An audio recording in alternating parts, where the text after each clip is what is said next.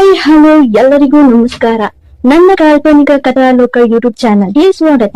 ಇನ್ನು ಯಾರೆಲ್ಲ ಸಬ್ಸ್ಕ್ರೈಬ್ ಆಗಿಲ್ವೋ ಬೇಗ ಬೇಗ ಸಬ್ಸ್ಕ್ರೈಬ್ ಆಗಿ, ಹಾಗೆ ಮುಂದಿನ ಅಪ್ಡೇಟ್ಸ್ ಗಳಿಗಾಗಿ ಬೆಲ್ ಐಕನ್ ಅನ್ನು ಒತ್ತುವುದು ಮರೆಯದು.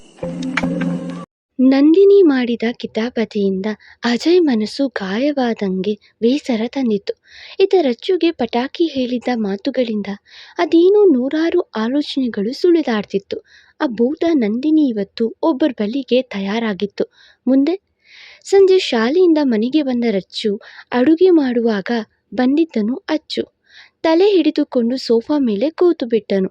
ಅವನನ್ನು ನೋಡಿದವಳು ಓಡಿ ಬಂದು, ಏನಾಯ್ತು ಅಜಯ್ ಅವರೇ ಎನ್ನುತ್ತಾ ಗಾಬರಿಯಾಗಲು, ಏನಿಲ್ಲ ರಚ್ಚು, ತುಂಬ ತಲೆನೋವು, ಕಾಫಿ ಮಾಡಿಕೊಡ್ತೀಯಾ ಎಂದು ಕೇಳಿದನು. ಸರಿ ಎಂದು ಕಾಫಿ ತಂದು ಕೊಟ್ಟವಳು ಅವನು ಕಾಫಿ ಕುಡಿಯುವಾಗಲೇ ಹಣೆಗೆ ಚೆಂಡು ಬಾಂಬ್ ಹಚ್ಚುತ್ತಾ ಮಸಾಜ್ ಮಾಡ್ತಿದ್ಲು. ಹೆಂಡತಿ ಕೈ ಕಾಫಿ, ಅವಳ ಕೈಯಿಂದ ಮಸಾಜ್, ಮಾಯವಾಗಿತ್ತು ತಲೆನೋವು. ಹಾಗೆ ಅವಳ ಕೈ ಹಿಡಿದು ಪಕ್ಕ ಕೂರಿಸಿಕೊಂಡವನು, ರಚ್ಚು, ನಾನು ಯಾವಾಗಲೂ ವರ್ಕ್ ಅಂತ ಬಿಸಿ ಇರ್ತೀನಿ, ಇವತ್ತೆಲ್ಲಾದರೂ ಹೋಗೋಣ ಬಾ ಎಂದು ಕೇಳಿದ. ಅವನ ಎದೆಗೆ ತನ್ನ ತಲೆ ಒರಗಿಸು. ಹೌದು ಅಜಯ್ ಅವರೇ, ಹೊರಗಡೆ ಸುತ್ತಾಡಿ ಬರೋಣ ಎಂದು ಮೊದಲ ಬಾರಿ ಮನಸ್ಸಿನ ಆಸೆ ತಿಳಿಸಲು ತಡ ಮಾಡದೆ ತಯಾರಾಗು ಎಂದು ತಾನೂ ತಯಾರಾಗಲು ಹೋದನು. ಇಬ್ಬರೂ ತಯಾರಾಗಿ ಇನ್ನೇನು ಹೊರಗಡೆ ಹೋಗಬೇಕು, ಎದುರಿಗೆ ಬಂದಳು ನಂದಿನಿ. ರಚ್ಚು ಕೈ ಹಿಡಿದು ನಿಂತಿದ್ದ ಅಚ್ಚುನ ನೋಡಿ, ಎಲ್ಲಿಗೋ ಹೊರಟಿದ್ದೀರಾ ಎನ್ನುವಾಗಲೇ ಅವಳ ಮೇಲಿನ ಸಿಟ್ಟಿಗೆ, ಪ್ರೈವಸಿಗೆ ಎಂದು ಉತ್ತರ ಕೊಟ್ಟನು ಅಚ್ಚು. ಪ್ರೇಯಸಿ ಬೇಡ್ವಾ ಎಂದು ಕೇಳಿದ ನಂದಿನಿ ಮಾತಿಗೆ, ಎಲ್ಲಿದ್ದಾಳೆ ಎಂದು ಹೆಂಡತಿ ಕೈ ಹಿಡಿದು ಅವಳ ಮುಂದೆ ತೋರಿಸಿ ಉರಿಸಿ ಹೋದನು. ಅವಳನ್ನೇ ನೋಡುತ್ತಾ ಹೋಗುತ್ತಿದ್ದ ರಚ್ಚುಗೆ ಮನಸ್ಸಲ್ಲೇ ಭಯ, ಎಲ್ಲಿ ಅಚ್ಚುನ ಬದಲಾಯಿಸಿ ಬಿಡ್ತಾಳೋ ಎಂದು. ಹಾಗೆ ನೋಡುತ್ತಲೇ ನಂದಿನಿ ಇದ್ದೆಡೆ ಇಲ್ಲ, ಮಾಯ. ಗಾಬರಿಯಾದಳು ರಚ್ಚು. ಹೆಚ್ಚು ತಲೆ ಕೆಡಿಸಿಕೊಳ್ಳದೆ ಗಂಡನೊಂದಿಗೆ ಹೊರಟಳು. ಅವರು ಹೋಗುವುದನ್ನೇ ಮಹಡಿಯ ತುದಿಯಲ್ಲಿ ನಿಂತು ನೋಡಿದವಳು, ಇವತ್ತೇ ಕೊನೆ ಎನ್ನುತ್ತಾ ನಕ್ಕಳು. ಹಾಗೆ ಹಾರುತ್ತಾ ಅದೆಲ್ಲಿಗೋ ಬಂದಳು. ಯಾವುದೋ ಪಬ್ ಅನ್ಸುತ್ತೆ. ಮೋಜು ಮಸ್ತಿ ಅಂತ ಎಲ್ಲರೂ ಕುಡಿಯುತ್ತಾ ಮದ್ಯಪಾನದಿಂದ ಓಲಾಡುತ್ತಿರಲು ಇವಳು ಅರೆಬರಿಯ ಬಟ್ಟೆ ಕಾಣುವ ಹಾಗೆ ಬಟ್ಟೆ ಹಾಕಿ ರಿಪೋರ್ಟ್ ಅಶ್ವಿನಿ ಮೊಗದಲ್ಲಿ ಪಬ್ಗೆ ಬಂದಿದ್ಲು ನಂದಿನಿ. ಹಾಡುಗಳನ್ನು ಹಾಕೊಂಡು, ಎಣ್ಣೆ ಹಾಕೊಂಡು, ಹುಡುಗಿರ ಶೋಕಿ ಮಾಡಿಕೊಂಡು ಮೈ ಮರೆತು ಹುಚ್ಚೆದ್ದು ಕುಣಿತಿದ್ದನು ಸಿಟಿ ಪೊಲೀಸ್ ದೀಪಕ್. ನಂದಿನಿ ಬಂದವಳೆ ಅವನ ಪಕ್ಕ ಕೂತಳು. ಎಣ್ಣೆಯ ಮತ್ತಲ್ಲಿ ಅವಳನ್ನ ಗಮನಿಸಿದವನ ನೋಡಿ ತಾನೇ ಅವನ ತೋಳನ್ನು ಸವರಿದಳು.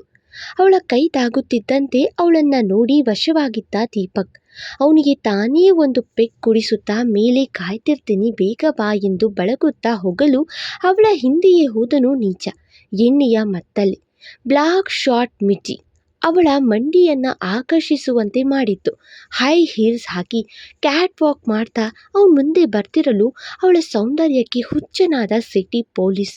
ಅವಳ ಉದ್ದವಿದ್ದ ನೈಲ್ಸ್ ಬಳಸಿ ಅವನ ಕೆನ್ನೆಯನ್ನು ಮುಟ್ಟುತ್ತಾ ಅವಳ ಕೂದಲಲ್ಲಿ ಕಚಗುಳಿಯುತ್ತಾ ರೂಮ್ ಒಳಗಡೆ ಕರೆದುಕೊಂಡು ಬಂದಳು ನಂದಿನಿ. ಡಿನ್ನರ್ ಎಂದು ಹೊರಗಡೆ ಬಂದಿದ್ದ ಜೋಡಿ ತಮಗಾಗಿ ಪ್ರೈವೇಟ್ ರೂಮ್ ಪಡೆದಿದ್ರು. ಆರ್ಡರ್ ಮಾಡಿ ಮೇಡಮ್ ಎಂದು ಕೈಕಟ್ಟಿ ಕೂತು ನೋಡಲು ಮೆನು ಕಾರ್ಡ್ ಹಿಡಿದು ಸುಮ್ಮನೆ ತಿರುಗಿಸಿದ್ಲು ರಚ್ಚು ಆರ್ಡರ್ ಕೊಡದೆ. ರಚ್ಚು ರಚ್ಚು ಎಂದು 2 ಬಾರಿ ಕರೆದು ಅವಳ ಗಮನ ವಾಪಸ್ಸು ತರಿಸಿದ್ದ ಅಜಯ್ ಅವರೇ, ನಾನು ಮಾಡಲ್ಲ, ನೀವೇ ಮಾಡಿ ಎಂದು ಮೆನು ಹಿಂದಿರುಗಿಸಿ, ನಾನು ಫೇಸ್ ವಾಶ್ ಮಾಡಿ ಬರ್ತೀನಿ, ಯಾಕೋ ತಲೆನೋವು ಎಂದು ಹೋದವಳ ನೋಡಿ ತಾನೇ ಆರ್ಡರ್ ಕೊಟ್ಟು ವೆಯ್ಟ್ ಮಾಡ್ತಿದ್ದ ಅಚ್ಚು. ವಾಶ್ರೂಮ್ ಒಳಗಡೆ ಬಂದವಳಿಗೆ ಯಾಕೋ ನಂದಿನಿ ಬುದ್ಧಿ ನೆನೆದು ತುಂಬ ತಲೆ ಕೆಟ್ಟಿತ್ತು.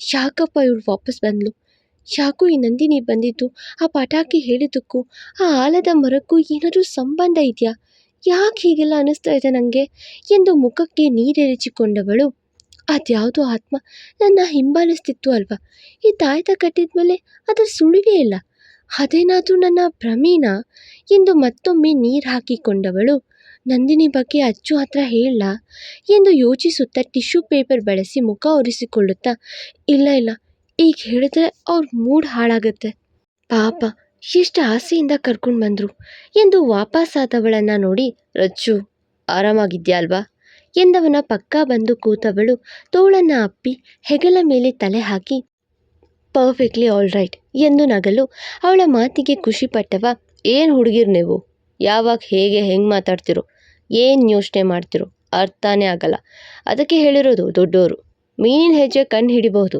ಹುಡುಗಿರ್ ಮನಸ್ಸಲ್ಲಿ ಏನಿದೆ ಅಂತ ತಿಳಿಯೋಕೆ ಕಷ್ಟ ಎಂದು ಎನ್ನುತ್ತಾ ಉಪದೇಶ ಕೊಟ್ಟವನ ತೋಳಿಗೆ ಪುಟ್ಟ ಏಟು ಕೊಟ್ಟು ಹೌದಂತೆ ಎಂದು ನಕ್ಕಳು.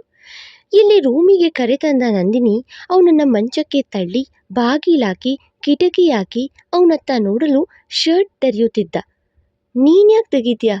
ನಾನೇ ತೆಗಿತೀನಿ ಎಂದು ಸನಿಹಕ್ಕೆ ಬಂದು ಒಂದೊಂದೇ ಗುಂಡಿ ತೆರೆಯುತ್ತಾ ಅವನನ್ನ ಹಾಸಿಗೆ ಮೇಲೆ ಬೀಳಿಸಿದವಳು, ನಾನು ಯಾರು ಏನು ಅಂತ ಗೊತ್ತಾಗೋದು ಬೇಡ್ವಾ ಎಂದು ಕೇಳ್ತಾಳೆ. ಅದೆಲ್ಲ ಬೇಕಿಲ್ಲ, ನೀನು ಯಾವಳಾದರೆ ನನಗೇನು, ಇವತ್ತು ನೀನು ನಾಳೆ ಇನ್ನೊಬ್ಳು ಎಂದವನ ಕೆನ್ನೆಗೆ ಬಾರಿಸಿದ್ಲು. ಯಾಕೆ ಹೊಡಿತಿದ್ಯಾ? ನಿಜ ಅದೇ, ಒಮ್ಮೆ ಮುಟ್ಟಿದ ಹುಡುಗಿನ ಮತ್ತೆ ಮುಟ್ಟಲ್ಲ ನಾನು ಎಂದವನ ಕೆನ್ನೆಗೆ ಮತ್ತೊಂದು ಬಾರಿಸಿದ್ಲು. ಅವಳ ಏಟಿನ ಗುರ್ತು ಅವನ ಕೆನ್ನೆ ಮೇಲೆ ರಕ್ತದ ಅಚ್ಚೆ ಮೂಡಿಸಿತು. ಇದ್ಯಾಕೋ ಅತಿ ಆಯ್ತೆ ನಿಂದು ಎಂದವಳ ಕೈ ಹಿಡಿದು ಉರುಳಿಸಿ ಮೇಲೆ ಬೀಳ್ಬೇಕು. ಅದೊಂದು ಆತ್ಮ ಅಲ್ವಾ ಮಾಯವಾಗಿ ಅವನೆದುರಿಗೆ ನಿಂತಿತು. ಇದೇನಪ್ಪ, ಮಲ್ಗಿದವಳು ಆಗ್ಲೇ ನಿಂತಿದ್ದಾಳೆ ಎಂದು ಕಣ್ಣುಚ್ಚಿ ನೋಡಿದ. ಬಾರೋ ಬಾ ಎಂದು ಕರೆದಿದ್ಲು. ಇವತ್ತು ಬಿಡಲ್ಲ ಕಣೆ ನಿನ್ನ ಎನ್ನುತ್ತಾ ಬಂದವನು ಇನ್ನೇನು ಮುಟ್ಬೇಕು, ಮತ್ತೆ ಮಾಯವಾಗಿ ಅಲ್ಲೇ ಇದ್ದ ಟೇಬಲ್ ಮೇಲೆ ಕೂತು ಜೋರಾಗಿ ನಗುತ್ತಿದ್ಲು.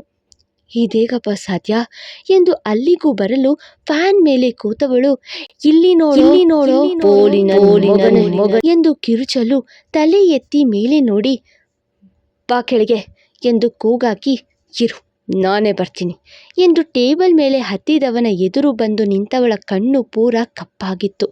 ಅವಳ ತಲೆಯಿಂದ ರಕ್ತ ಸೋರ್ತಿತ್ತು, ಕೂದಲೆಲ್ಲ ರಕ್ತಮಯವಾಗಿತ್ತು. ಬೆರಳಿಂದ ಆಚೆಗೆ ಉಗುರು ಬೆಳೆದು ನಿಂತಿದ್ವು. ಅದೇ ಉಗುರಿನಿಂದ ಅವನ ಮುಖ ಪರಚಲು ಅವಳ ಕ್ರೂರ ರೂಪಕ್ಕೆ ಹೆದರಿದವ, ಯಾರೇ ನೀನು, ಕಾಪಾಡಿ ಕಾಪಾಡಿ ಬಿಡೆ ನನ್ನ ಎಂದು ಕೂಗಾಟ ಶುರು ಮಾಡಿದ. ಅವತ್ತು ಹೀಗೆ ಕೇಳಿತ್ತು ಆ ಹುಡುಗಿ ಅಲ್ವೇನೋ, ಬಿಟ್ಯಾನೋ ಎಂದು ಕೇಳಿದ್ಲು ಅವನ ಕೋಳನ್ನ ಗಟ್ಟಿಯಾಗಿ ಹಿಡಿದು. ಯಾ ಹುಡುಗಿ ಎಂದು ಕೇಳಿದ ಭಯದಿಂದಲೇ.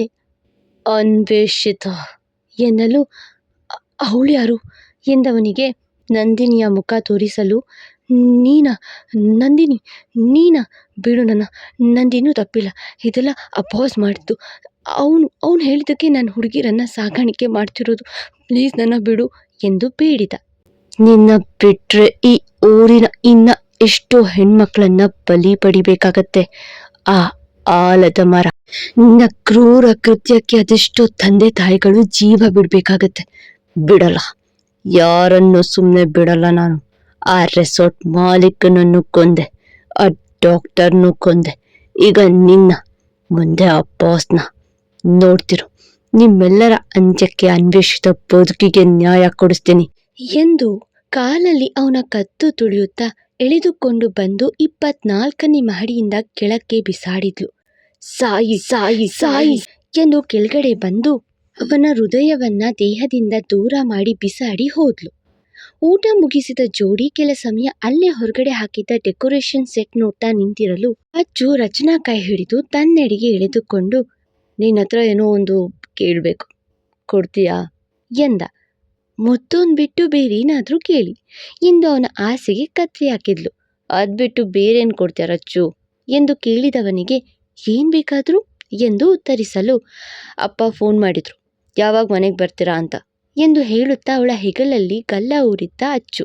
ನಿಮಗೆ ಕೇಸ್ ಕ್ಲೋಸ್ ಆಗೋವರೆಗೂ ಆಗಲ್ಲ ಅಂತ ಹೇಳಿದ್ರಾ ಎಂದು ಕೇಳಿದವಳಿಗೆ, ಹೌದು, ಅದಕ್ಕೆ ಹೇಳಿದ್ರು ಯಾವಾಗಾದರೂ ಬನ್ನಿ, ಬರ್ತಾ ಸಿಹಿ ತನ್ನಿ ಅಂತ ಎಂದವನ ಮಾತಿಗೆ, ಅವರಿಗೆ ಶುಗರ್ ಇದೆ ಅಲ್ವಾ, ಸ್ವೀಟ್ಸ್ ಯಾಕಂತೆ, ಇಲ್ಲೇನಾದರೂ ಸ್ಪೆಷಲ್ ಸ್ವೀಟ್ ಸಿಗುತ್ತಾ ಅಜ್ಜಿಯವರೇ, ಅವ್ರಿಗೆ ಯಾವ ಸ್ವೀಟ್ ಇಷ್ಟ ಎಂದು ಒಳ್ಳೆ ಗುಗ್ಗು ಥರ ಮಾತಾಡಿದವಳ ಮಾತಿಗೆ ಅವಳ ಕೈಯಿಂದಲೇ ಹಣೆ ಚೆಚ್ಚಿಕೊಂಡವ, ಟೀಚರಾ ನೀನು, ಯಾವ ಸಬ್ಜೆಕ್ಟ್ ತಗೋತೀಯಾ ಎಂದಾಗ, ಮ್ಯಾಥಮೆಟಿಕ್ಸ್ ಎಂದಳು. ಅಯ್ಯೋ ಮುಗಿತು ಬಿಡು ಕತೆ ಎಂದು ಸಪ್ಪೆ ಮೊರೆ ಹಾಕಿ ಕೂತನು. ಅಯ್ಯೋ ಹೀಗೇನಾಯಿತು, ಸ್ವೀಟ್ ತನ್ನಿ ಅಂದರು ಅಂದಿತ್ತು ನೀವೇ ಅಲ್ವಾ ಎಂದು ಪಕ್ಕ ಬಂದವಳ ಸನಿಹಕ್ಕೆ ಕೂತು ಕೈಗೆ ಕೈ ಸೇರಿಸಿ, ಮಿಸ್ 1+1 ಎಷ್ಟು ಎನ್ನಲು, ಇದೇನ್ರಿ ಹೀಗೆ ಕೇಳ್ತೀರಾ, CIDಗೆ ಇದು ಗೊತ್ತಿಲ್ವಾ ಎಂದು ಬಂದಿತ್ತು ಉತ್ತರ. ರಚ್ಚು ಮಿಸ್, ಚೈಲ್ಡ್ ಆನ್ಸರ್ ಬೇಡ, ನಮ್ಮ ಹಾಗೆ ದೊಡ್ಡೋರ ಆನ್ಸರ್ ಬೇಕು ಎಂದನು. ಯಾರಾದರೂ ಮ್ಯಾಥ್ಸೇ ಅಲ್ವಾ, ಉತ್ತರ ಸೇಮ್ 2 ಎಂದವಳ ತಲೆಗೆ ಮೊಟಕಿ, 1+1 3 ಕಣೆ ಎಂದು ಹೇಳಿ ಅವಳ ನೋಡಲು ನಿಮ್ಗೇನು ತಲೆ ಕೆಟ್ಟಿದ್ಯಾ ಎಂದು ಮಾತು ಶುರು ಮಾಡಿ ಅವನ ಒಳಮಾತು ಅರಿತವಳು ನಾಚಿದಳು. ಈಗ ಬಂದ್ಲು ದಾರಿಗೆ ಎಂದವನು ಆ ಸ್ವೀಟ್ ಬೇಕಂತೆ ಎಂದಾಗ ಮನೆಗೆ ಹೋಗೋಣವಾ ಎಂದು ಹೋಗುವವಳ ಕೈ ಹಿಡಿದು ನನಗೂ ಓಕೆ ಅದ ನಿನಗೆ ಎಂದವನ ಕೈ ಬಿಡಿಸಿಕೊಂಡವಳು ಕೇಸ್ ಮುಗಿಸಿ ಆಮೇಲೆ ಯೋಚಿಸೋಣ ಎಂದು ನಕ್ಕಳು. ಕೇಸ್ ಮುಗಿದ್ರೆ ಪಕ್ಕ ಅಲ್ವಾ ಮೇಡಮ್ ಎನ್ನುತ್ತಿದ್ದವನಿಗೆ ಕರೆಯೊಂದು ಬರಲು ಕರೆ ಕೇಳಿ ದಂಗಾದ. ವಾಟ್, ಸಿಟಿ ಪೊಲೀಸ್ ದೀಪಕ್ ಮರ್ಡರಾ? ಶಾಕ್ ಆದ. ಏನಾಯ್ತು ಅಜಯವರೇ ಎಂದವಳಿಗೆ ಎಲ್ಲವನ್ನೂ ತಿಳಿಸಿ ಅವಳನ್ನು ಮನೆಗೆ ಡ್ರಾಪ್ ಮಾಡಿ ಕೊಲೆಯಾದ ಜಾಗಕ್ಕೆ ಹೋದನು. ವೇದಾಂತ್ ಮತ್ತು ಆಶ್ಚರ್ಯ ಅದಾಗ್ಲೇ ಅಲ್ಲಿಗೆ ಬಂದು ಎಲ್ಲ ಆಕ್ಷನ್ಸ್ ತೆಗೆದುಕೊಂಡಿದ್ರು. ಡಾಕ್ಟರ್ ಕೊಲೆಯ ಮಾದರಿಯಲ್ಲಿ ಇದ್ದ ಈ ಕೊಲೆ ನೋಡಿದ ಅಚ್ಚು ಸಿಸಿ ಫುಟೇಜ್ ಬೇಕು ಎಂದು ಗಮನಿಸಿದಾಗ ಕಂಡಿದ್ದು reporter come anchor Ashwini. Shock ಆದ. ಆಲದ ಮರದ ಬುಡದಲ್ಲಿ ನಿಂತು ನೋಡು ಅನ್ವೇಷಿತ, ಇನ್ನೊಂದು ಬಲಿ ಆಯ್ತು. ಈಗ ಬಾಕಿ ಕೇವಲ ಬಾಸ್. ಅವನನ್ನ ಬಿಡೋದಿಲ್ಲ ನಾನು. ನಿನ್ನ ಕೊಲೆ ಮಾಡಿದ್ದಲ್ದೆ ನನ್ನ ಪ್ರೀತಿನೂ ನನ್ನಿಂದ ದೂರ ಮಾಡಿದ ಪಾಪಿ ಅವನು. ಈಗ ಬರ್ತಿದ್ದಾನೆ, ಇದೆ ಅವನಿಗೆ ಎಂದು ಹಲ್ಲು ಮಸಿದು, ಈಗ ನಾನು ಮೊದಲು ನನ್ನ ಪ್ರೀತಿನ ಪಡಿಬೇಕು, ಆಮೇಲೆ ಆ ಬಾಸ್ ಅಂತ್ಯ ಎನ್ನುತ್ತಾ ಅಚ್ಚು ಫೋಟೋ ತೆರೆದಳು. ಮರದ ಬುಡದಲ್ಲಿ ಕೂತು ಒಂದು ಮಂಟಪ ಹಾಕಿದ್ಲು. ಹಾಗೆ ವೃತ್ತಾಕಾರದಲ್ಲಿ ಚಿತ್ರ ಬಿಡಿಸಿ ಅಚ್ಚು ಫೋಟೋ ಇಟ್ಟು ಫೋಟೋ ಸುತ್ತ 6 ನಿಂಬೆ ಹಣ್ಣಿಟ್ಟು ಅವಳ ಕೂದಲು ಕಿತ್ತು ಸುತ್ತ ಕಟ್ಟಾಕುತ್ತಾ ಮಂತ್ರ ಪಠಿಸಿದಳು. ಮನೆಗೆ ಬಂದವಳಿಗೆ ಮನಸ್ಸು ತಾಳದೆ ಆಲದ ಮರದ ಕಡೆಗೆ ಮನಸ್ಸಾಯಿತು. ಮನೆಯ 4 ಹೆಜ್ಜೆ ದೂರದಲ್ಲಿದ್ದ ಮರದಡಿಗೆ ಬಂದೇ ಬಿಟ್ಲು ರಚ್ಚು. ಯಾರಪ್ಪ ಇದು, ಮರದ ಬಳಿ ಏನ್ ಮಾಡ್ತಿದ್ದಾರೆ ಎಂದು ಅಲ್ಲೇ ದೂರದಲ್ಲಿ ನಿಂತು ನೋಡಿದವಳಿಗೆ ಅವರ ಕೂದಲು ಬಿಟ್ರೆ ಬೇರೇನೂ ಕಾಣಿಸ್ತಿಲ್ಲ. ಮುಂದೆ ಇನ್ನು ಹೆಚ್ಚು ಕಮ್ಮಿ 2 ರಿಂದ 3 ಎಪಿಸೋಡ್ ಕತೆ ಮುಗಿಯುವ ಹಂತಕ್ಕೆ ಬರ್ತಿದೆ. ಓದಿ ಕೇಳಿ ಅಭಿಪ್ರಾಯ ತಿಳಿಸಿ. ಮತ್ತೆ ಸಿಗುವ.